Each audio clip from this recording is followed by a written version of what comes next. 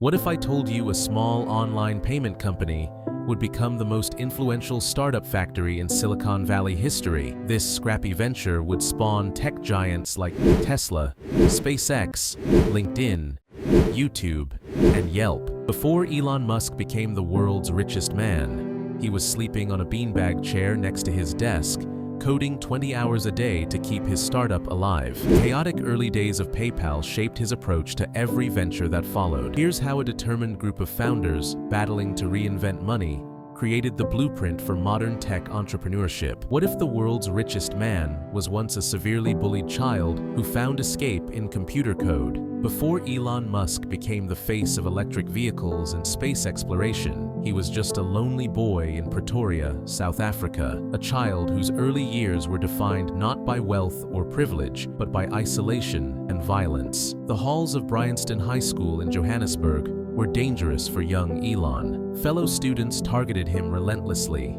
seeing something different in this quiet, awkward boy who seemed to live in his own world. A particularly horrific incident: a group of bullies cornered Elon, threw him down a flight of concrete stairs, and beat him until he lost consciousness. When he finally came to in the hospital, the physical pain represented only part of his suffering. The psychological scars would run much deeper and ultimately shape his future path. Home offered little sanctuary from this cruelty. His relationship with his father, Elon Musk, cast a shadow over his childhood that would affect him well into adulthood. Elon has described his upbringing as terrible, and his father as a source of considerable wrongdoing. Caught between the brutality of school and the coldness of his home life, young Elon desperately needed an escape. He found salvation between the pages of books. While other children played sports or socialized, Elon disappeared into encyclopedias, reading them cover to cover, absorbing knowledge like a sponge. This was more than casual reading. It was a lifeline, a way to build an internal world where he had control when the external one offered none. Books became both his classroom and his refuge. When his family acquired a VIC-20 computer, something clicked for the 10-year-old Musk. Here was a machine that responded precisely to commands, that rewarded logical thinking and creativity. Teaching himself programming through the user manual, he discovered a medium where his intelligence gave him power rather than making him a target. Computer extended the safe space he'd built through books, with one crucial difference: he could create with it.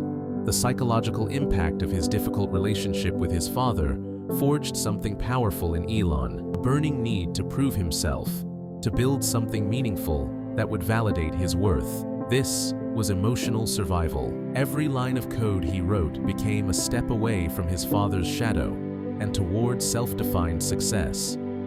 Fortunately, his mother May provided a counterbalance to his father's negative influence. A model and dietitian who ran her own business, she showed Elon that entrepreneurship was possible, that independence could be achieved through hard work and vision. While his father taught him what to avoid becoming, his mother showed him what he could aspire to be. By age 12, Musk had progressed from learning programming to creating something marketable. He developed a space-themed video game called Blastar in basic programming language.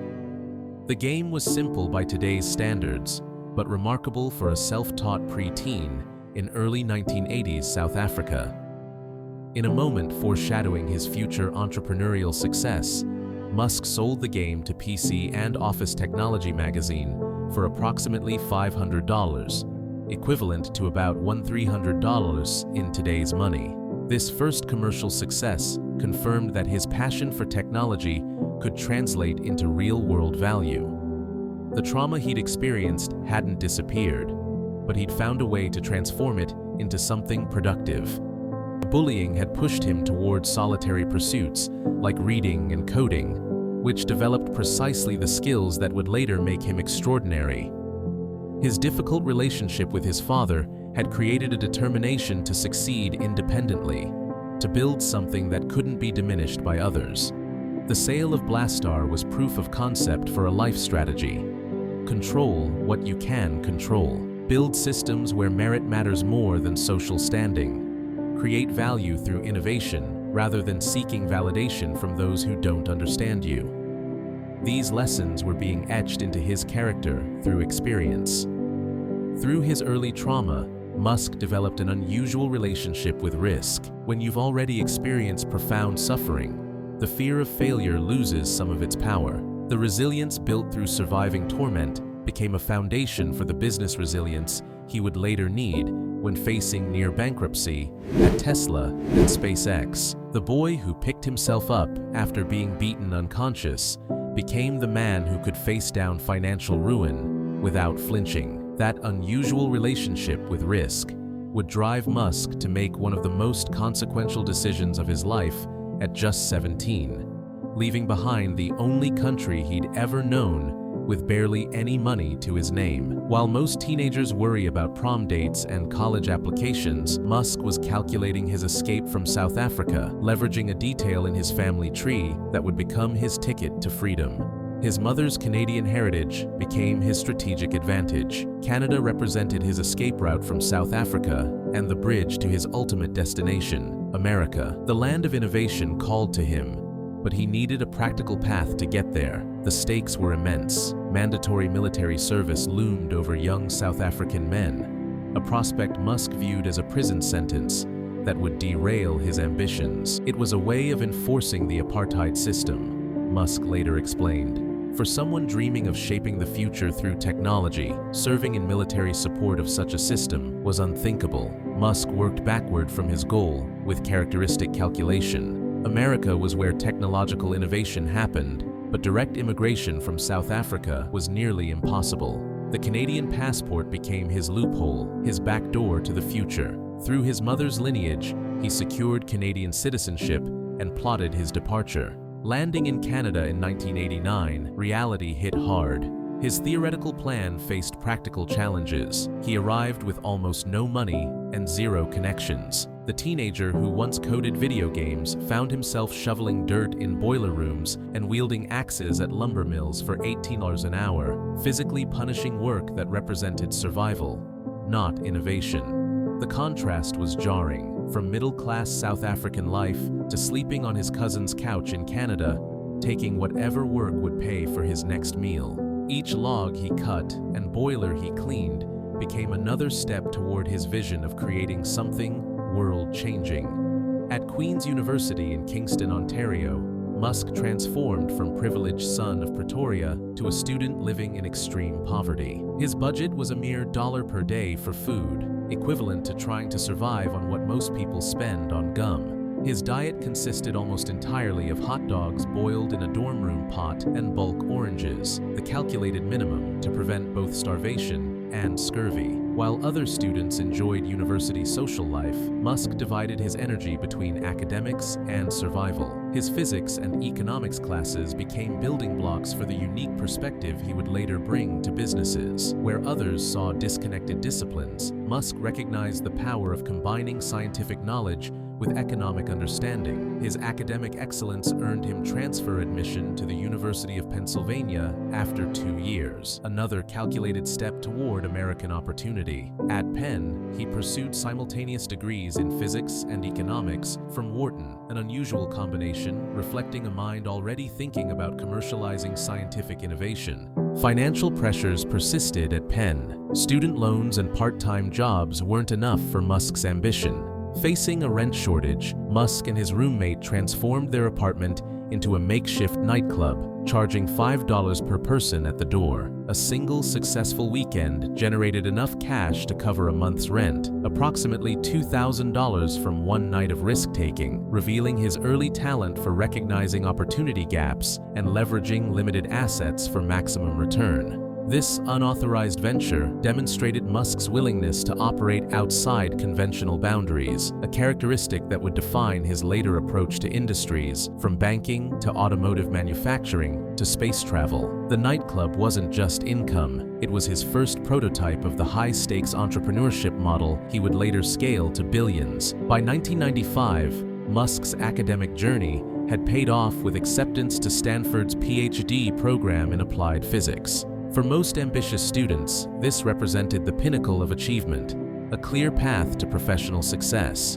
But driving to California, Musk recognized the internet revolution beginning in Silicon Valley. The The same pattern recognition that identified his escape route from South Africa now spotted another pivotal moment. After just 2 days in Stanford's program, Musk dropped out completely. The risk calculation was simple. Academia would always be there, but this technological revolution was happening now. While most Stanford PhD students were securing their academic futures, Musk was coding through endless nights in a tiny rented office space in Palo Alto. The internet was a revolution that demanded immediate action. Those 48 hours at Stanford had confirmed what he already suspected. Waiting years to complete a dissertation would mean missing the digital gold rush entirely. The tiny office Musk and his brother Kimball rented became their entire world. They transformed it into both workspace and home, with Elon sleeping on the hard office floor after marathon coding sessions. With no money for apartments, they showered at the local YMCA, focusing their limited resources on their startup.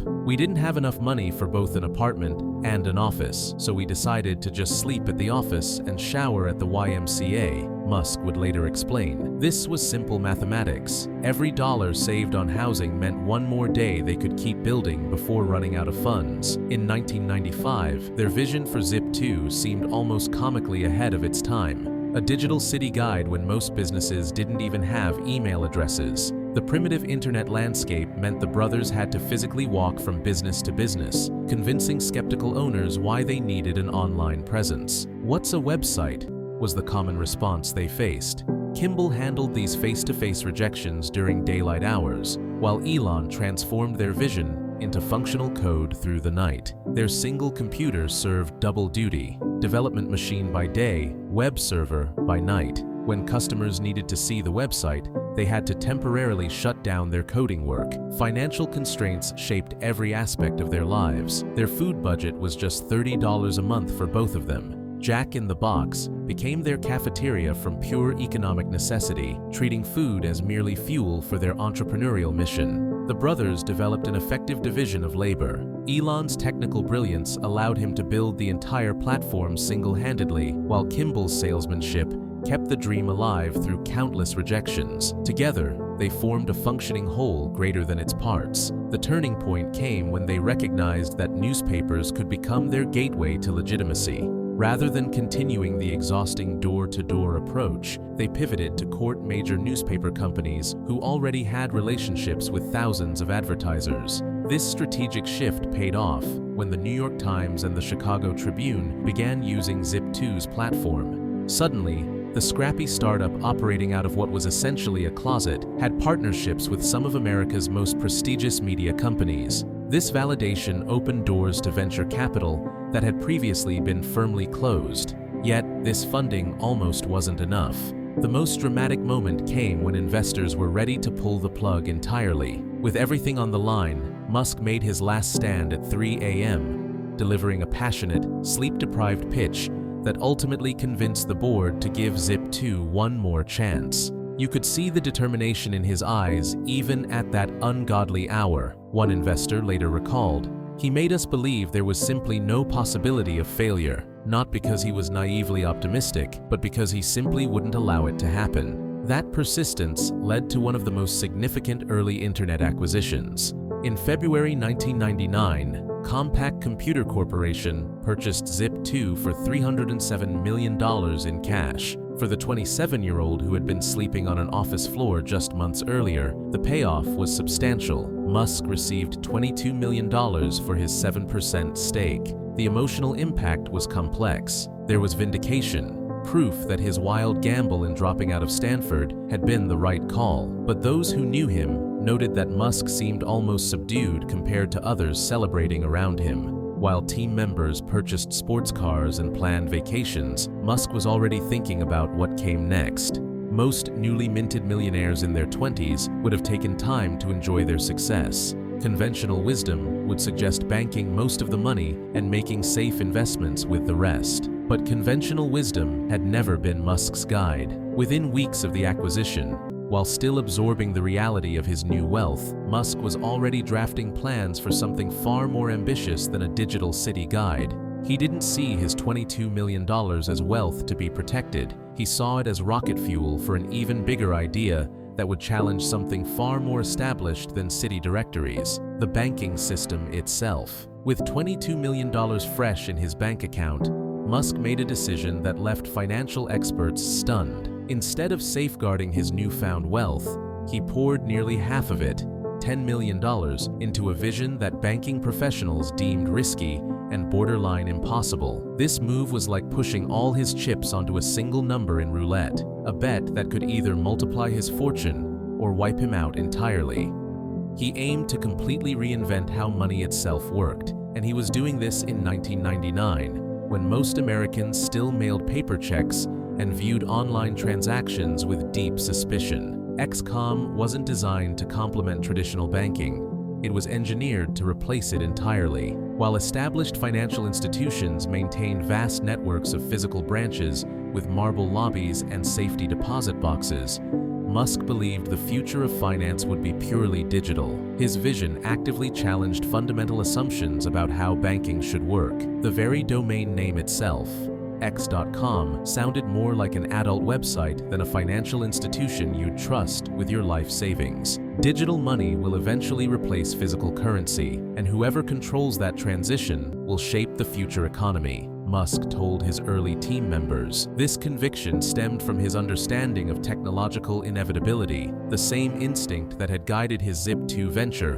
when most businesses couldn't grasp why they needed websites at all. Banking experts were dismissive. The regulatory hurdles alone seemed insurmountable. Federal banking laws required extensive compliance measures, security protocols, and substantial reserves. Then there were the customer trust issues. In the late 90s, many Americans still hesitated to enter credit card information online, let alone entrust their entire financial lives to a website. What made Musk's approach different was his team composition. Rather than recruiting veteran bankers steeped in traditional practices, he assembled a group of outsiders, primarily software engineers and entrepreneurs, who approached financial problems from first principles. Their advantage was their fresh perspective, unencumbered by how things had always been done. This team saw banking regulations as technical problems to be solved. Their most crucial breakthrough came through an unlikely channel. While traditional banks viewed XCOM with suspicion, Barclays, the multinational investment bank headquartered in London, saw potential in the digital banking model. This strategic partnership became the key that unlocked regulatory compliance, helping XCOM secure both FDIC insurance and the necessary banking licenses. Suddenly, the impossible had become possible: a federally insured online bank without physical branches. The user experience XCOM offered was revolutionary for its time. Customers could open accounts instantly. No paper forms, no waiting periods, no minimum balances. The interface was clean and intuitive when most banking websites resembled complicated tax forms. Perhaps most innovative was their aggressive approach to customer acquisition. XCOM offered $20 cash bonuses just for signing up and an additional $10 for every friend you referred. These referral bonuses might seem ordinary today, but in 1999, this approach to financial services was radical. Traditional banks spent millions on marble columns and imposing architecture to signal stability and trustworthiness. XCOM instead invested directly in customer acquisition. The strategy worked. Within months, over 200,000 customers had signed up, equivalent to the customer base of a mid-sized regional bank, drawn by both the financial incentives and the promise of a banking experience built for the digital age. While most attention focused on X.com's consumer-friendly features, the true innovation happened behind the scenes. The company built sophisticated security systems to protect digital transactions when online fraud was rampant. Their development team created real-time transaction capabilities when most banks still process transfers in overnight batches. Just as XCOM began gaining momentum, an unexpected competitor emerged. A small startup called Confinity had launched a service called PayPal, focusing exclusively on person-to-person payments rather than comprehensive banking. By focusing solely on payments, they could move faster and bypass many of the compliance hurdles that X.com faced. As 1999 turned to 2000, both companies faced mounting pressure. The dot-com bubble was showing signs of strain, and investors increasingly demanded paths to profitability rather than pure user growth. The competition between X.com and PayPal had created a financial arms race that neither could sustain indefinitely. Something would have to give. When two visionaries are locked in financial warfare, destroying each other becomes a Pyrrhic victory. The financial reality of the dot-com era was becoming brutally clear. X.com and Confinity were collectively burning through $10 million every month in their battle for market dominance. Their rivalry was creating a financial black hole that threatened to consume both companies before either could realize their revolutionary vision for digital payments. Behind the scenes, the situation was growing desperate. Venture capitalists who had once eagerly funded growth at all costs were beginning to demand something radical from internet startups: actual profits. The dot-com bubble's initial expansion was showing dangerous signs of stress, and both companies recognized they were facing an existential threat. Continue the financial bloodbath, and both would likely perish. Join forces, and perhaps something transformative could emerge. In early 2000, a hushed meeting took place at a quiet Palo Alto restaurant. Elon Musk and Peter Thiel, fierce competitors who had been trying to destroy each other's businesses, sat across from each other, contemplating an idea that would have seemed unthinkable just weeks earlier. Could these rivals with fundamentally different visions actually work together? The contrast between the two men was stark. Musk envisioned X.com as a comprehensive online financial ecosystem, a complete revolution in banking, where every financial service would be reinvented for the digital age. His ambition extended far beyond payments. Thiel and his Confinity team, including co-founder Max Levchin, pursued a more focused strategy. Rather than trying to rebuild the entire financial system, they zeroed in on solving one critical problem: enabling people to send money efficiently through their PayPal service. These philosophical differences mirrored their personalities. Musk was the bold visionary, willing to rebuild entire industries from the ground up. Thiel was the calculating strategist who preferred targeted disruption. Despite these fundamental differences, both men recognized the cold financial reality. Competition was slowly killing both companies. The merger negotiations that followed were tense and complex. Questions loomed large. How would two companies with different technologies, cultures, and visions function as a single entity? Who would lead? Which strategy would prevail? Despite these challenges, the financial mathematics made the decision inevitable. In March 2000, X.com and Confinity announced their merger, with Musk installed as CEO of the combined company. The merger created a digital payments powerhouse on paper. In reality, it formed an uneasy alliance of competing philosophies that soon erupted into conflict as the dot-com bubble began its catastrophic collapse. The pressure to achieve profitability intensified, forcing hard decisions about the company's direction. The first major battle emerged over branding.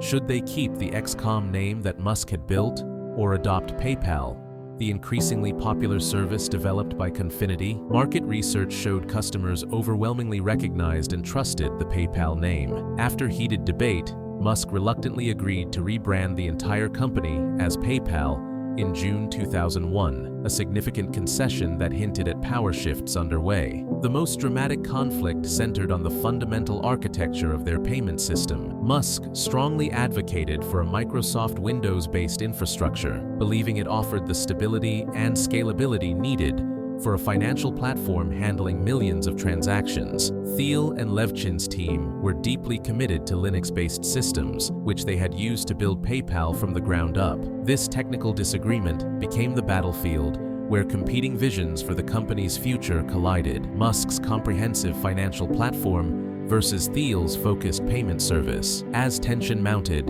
the conflict reached its climax unexpectedly. In October 2000, while Musk was on his first vacation in years, the board and executives held a secret meeting. When Musk returned, he discovered a coup had taken place. The board had voted to replace him as CEO with Peter Thiel, effectively handing control to the Confinity faction. For Musk, the ousting was a painful blow. The company he had invested millions in had been taken from his control, yet the shrewd businessman in him recognized that fighting the decision might destroy the company entirely. Despite his removal as CEO, Musk remained the company's largest individual shareholder and kept his board seat, maintaining influence over major decisions. The Linux-based architecture championed by Thiel and Levchin was implemented, and PayPal found its footing as a focused payment processor rather than Musk's all-encompassing financial platform. This narrower focus proved crucial to the company's survival as the dot-com bubble continued its catastrophic implosion throughout 2001. Behind PayPal's sleek interface lurked a terrifying reality that threatened to destroy everything they'd built. While they'd survived the leadership battle and narrowed their focus, an invisible war was silently draining the company's finances with every transaction. The problem wasn't competitors or technology, it was fraud on an unprecedented scale. In the early days of e-commerce,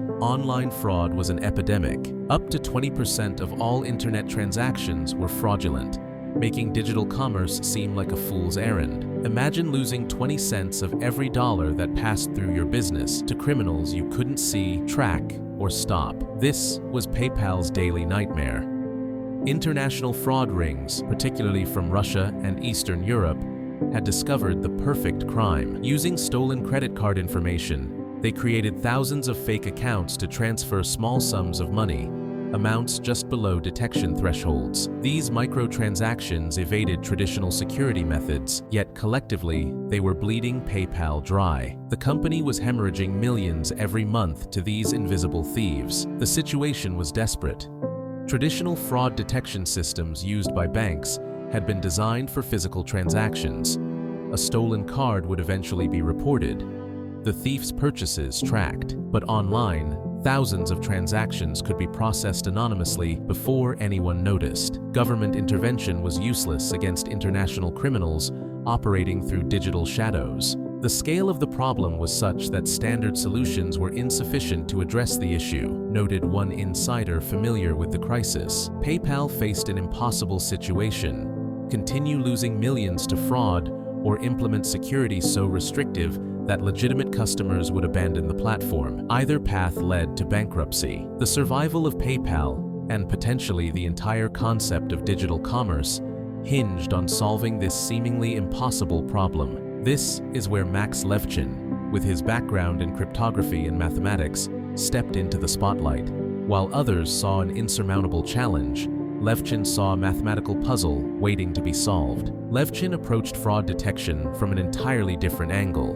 Rather than trying to identify individual fraudulent transactions after they occurred, he envisioned a system that could recognize patterns of suspicious behavior before money changed hands.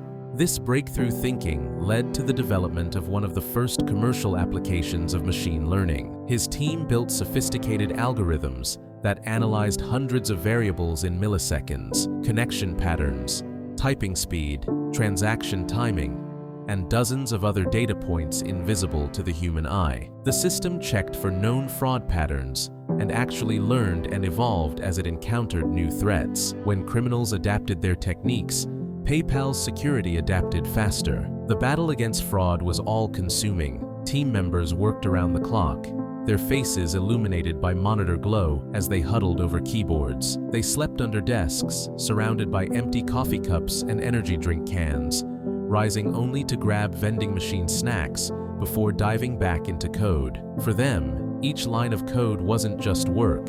It was another shield against the invisible enemies hammering at PayPal's digital walls. One of their most ingenious creations was the first commercial implementation of CAPTCHA technology, those distorted text challenges that ask you to prove you're human. This innovation helped distinguish between legitimate users and automated bots attempting mass fraud. While annoying to users, these small friction points created massive barriers for criminals trying to automate attacks. Their breakthrough was developing an adaptive learning system, essentially building an immune system for digital transactions. Like white blood cells that identify and neutralize pathogens, PayPal's security framework could detect unusual patterns, isolate suspicious activities, and strengthen defenses against future attacks. As this security framework evolved, fraud rates began to drop precipitously.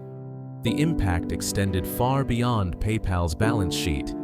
By solving what many considered an unsolvable problem, Levchin and his team established a new standard for internet security. Their innovations created a foundation of trust that would enable trillions of dollars in online commerce. For PayPal itself, the timing was critical. As their security systems became more effective, user confidence grew dramatically. People who had been hesitant to trust online payments began to see PayPal as the secure option in an otherwise risky digital landscape. This perception shift coincided perfectly with the rapid growth of a fledgling online marketplace called eBay. The fraud detection system became PayPal's invisible superpower, the secret weapon competitors couldn't replicate. While users simply experienced a smooth, secure payment process, behind the scenes was a mathematical marvel constantly analyzing patterns, learning from each transaction, and evolving faster than the criminals trying to beat it. PayPal's security innovations had transformed it from a struggling startup into the dominant force on eBay. But success created a dangerous paradox. The more essential PayPal became to the auction site's ecosystem, the more eBay viewed them as an existential threat. What happens when the marketplace you depend on for 70% of your business suddenly becomes your greatest enemy? By early 2002, PayPal had achieved what seemed impossible just months earlier. They had conquered the fraud problem that threatened to bankrupt them and established an unprecedented level of trust with online shoppers. This success translated directly into market dominance on eBay's platform, where PayPal was facilitating payments for over 70% of all auctions, a stunning achievement that positioned them as the preferred payment method for sellers and buyers alike. This growing influence directly threatened eBay's own payment solution, BillPoint. The e-commerce giant recognized the strategic implications immediately. PayPal had evolved from a helpful service into a potential rival for a critical part of eBay's business model, transaction payments. eBay's response was calculated and methodical. Behind the scenes, they implemented dozens of tactics designed to curb PayPal's growing influence. They limited the size of PayPal logos that could appear on auction listings. They offered special, free listing days, exclusively for sellers who used BillPoint instead of PayPal. They even modified their interface to make it increasingly difficult for sellers to prominently feature PayPal as a payment option. The platform that delivered most of PayPal's customers was actively working to undermine them. Despite these mounting challenges, PayPal pushed forward with plans for an initial public offering in February 2002. The timing seemed almost laughably bad. The dot-com crash had left investors deeply skeptical of internet companies, particularly those without consistent profitability. Many advisors warned the PayPal team that the market simply wasn't ready for another tech IPO. But when trading opened under the ticker symbol PYPL at $13 per share, investor enthusiasm proved the skeptics wrong. By day's end, the stock had performed remarkably well. The offering generated over $61 million in capital for the company, a testament to their business model and growth potential in a market still reeling from countless failed internet ventures. The successful public offering caught the attention of many, including eBay CEO Meg Whitman. In a surprising twist, just months after attempting to undermine PayPal's position, eBay reached out about a potential acquisition. The irony was profound. The very company that had been actively working to limit PayPal's growth now wanted to own them outright. This unexpected development sparked intense debate within PayPal's leadership. Some saw it as the perfect exit opportunity, a chance to cash in on years of struggle. Others argued passionately that PayPal was just beginning to realize its potential and independence would ultimately create more value. Board meetings stretched into the night as the company's future hung in the balance. For Musk, the largest individual shareholder with 11.72% of the company, the decision carried enormous financial implications. While no longer CEO, his voice remained influential in these discussions. The team weighed their options carefully: continue as an independent company facing relentless competition from the platform they relied upon, or join forces with that competitor to shape the future of e-commerce together. As negotiations intensified through summer 2002, eBay offered $1.5 billion in stock, a premium above PayPal's market value. For a company that had nearly collapsed multiple times, this represented extraordinary validation of their vision. In October 2002, the deal was finalized. For Musk, this translated to a personal windfall of $175.8 million. capital that would soon fuel his next ventures.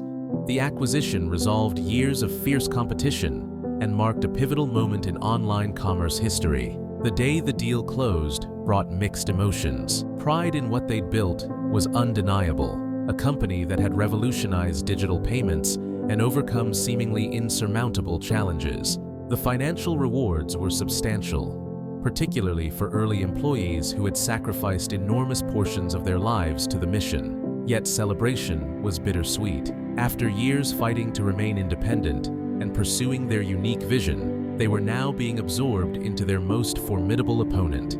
For many team members, the acquisition represented both an end and a beginning. They had created something remarkable together, a payment system that had democratized online commerce and transformed how people exchanged money. Though their journey as an independent company was concluding, the innovations they pioneered would continue to shape the digital economy for decades to come. The $1.5 billion eBay deal didn't just make PayPal's leaders wealthy, it unleashed them. Though they departed PayPal's offices separately, they remained invisibly connected through something far more powerful than their newfound millions: battle-tested trust, forged in the trenches of startup survival. In the months following the acquisition, something remarkable happened across Silicon Valley. Rather than disappearing into early retirement or independent pursuits, the former PayPal executives began an extraordinary pattern of cross-pollination. What looked like the end of a company was actually the beginning of the most influential network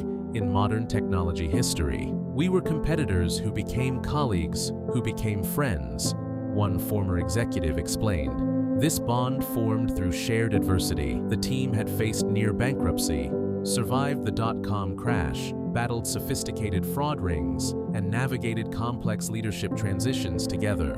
These shared battles created a level of trust that's nearly impossible to replicate in normal business relationships. This trust manifested in a pattern almost immediately. When Musk founded SpaceX just months after the PayPal sale, several former PayPal employees joined him.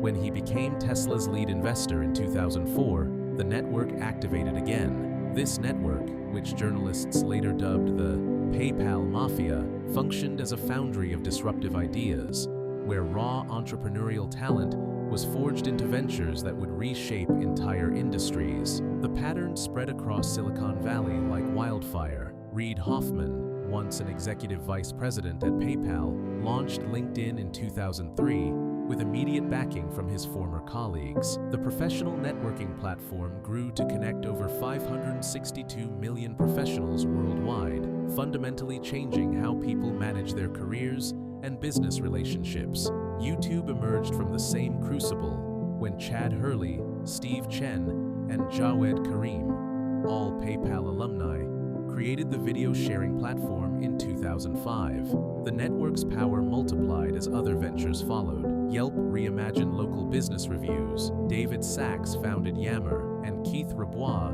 became a key executive at Square. What made this network uniquely powerful was how they amplified each other's impact. When one member launched a company, others became early investors, advisors, or customers. They shared insights about which marketing strategies work, which engineers to hire, and which pitfalls to avoid.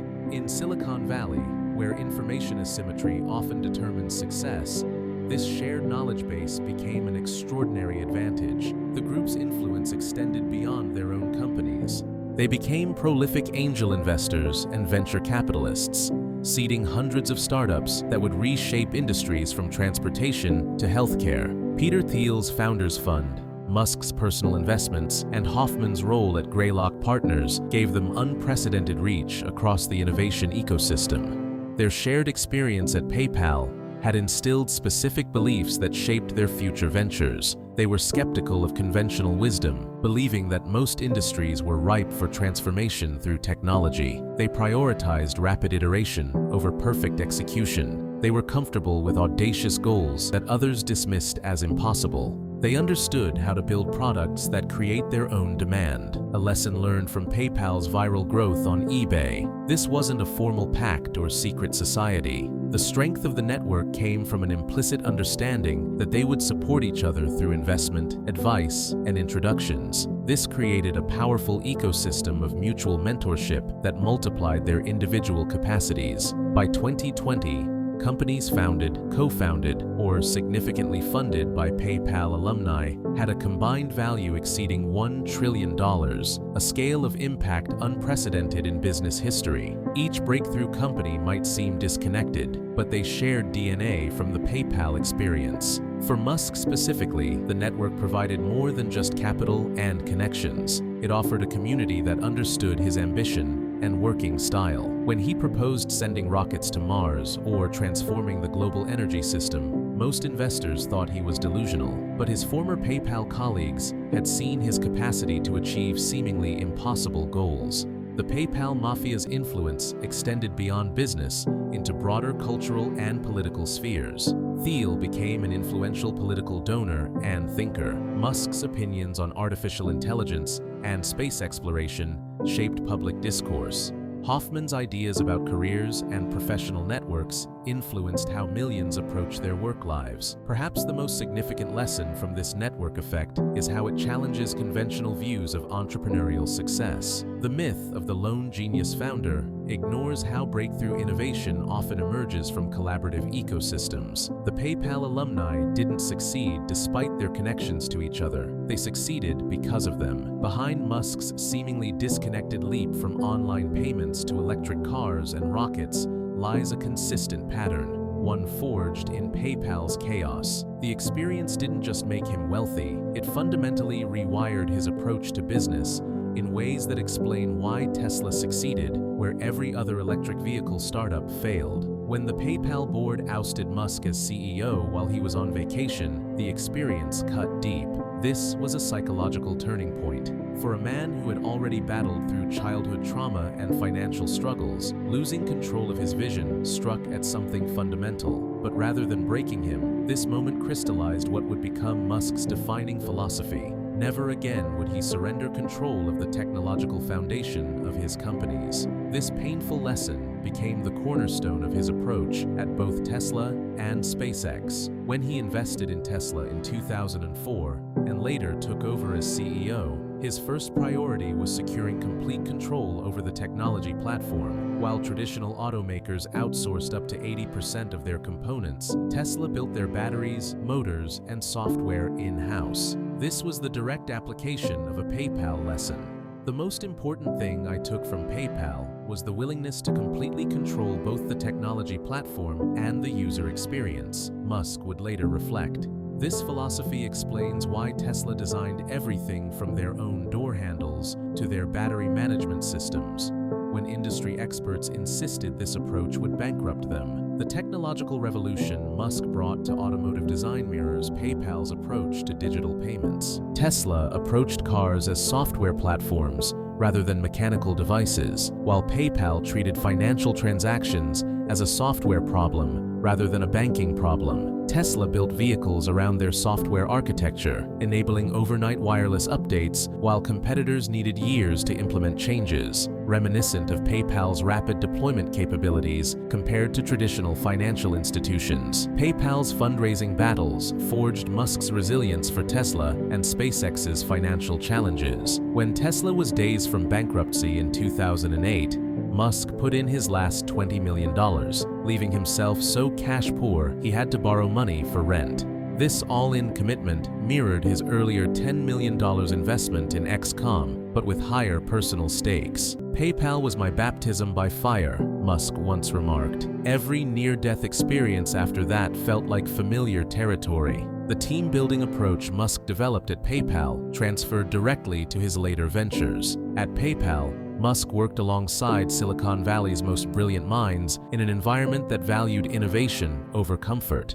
This experience shaped his hiring philosophy: recruit exceptional talent, maintain uncompromisingly high standards, and create environments where breakthrough innovation trumps workplace conventions. Musk's personal work ethic, formed during PayPal's early days, sleeping in the office, working through weekends, became standard at Tesla and SpaceX. When Tesla faced production crises, Musk slept on the factory floor, personally troubleshooting assembly line problems. More remarkably, he scaled this intensity across organizations with thousands of employees, building company cultures that embodied the same relentless drive that characterized PayPal's early team. The ultimate lesson Musk extracted from PayPal was psychological. The experience taught him that conventional wisdom is often wrong. Established industries are vulnerable to technological disruption, and controlling both technology and user experience creates advantages competitors can't match. These insights guided his approach to seemingly unrelated challenges